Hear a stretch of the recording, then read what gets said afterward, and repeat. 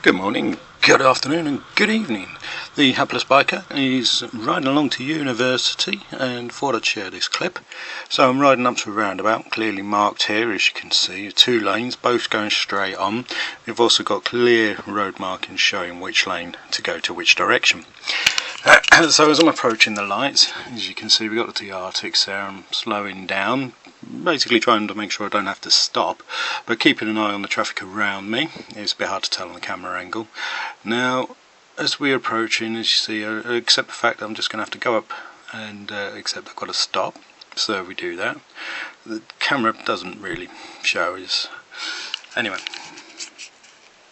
waiting for the lights to go. So from this point there's no immediate obvious of danger, just checking my mirrors, right, make sure I was in gear, off we go. At this point there's still no indication from either car in front, so but just get this sense about now they haven't seen me, so I look to try and position myself in such a way that you can see I'm seen in both of the mirrors.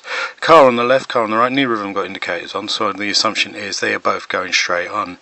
Now I would have normally gone between them and just carried on my way, but my gut told me there was something going on.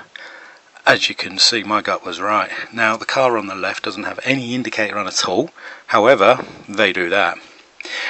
And it's a really good example of why you should always ride defensively. If your gut's telling you something, you should always listen. It's better to ride safe than ride dead.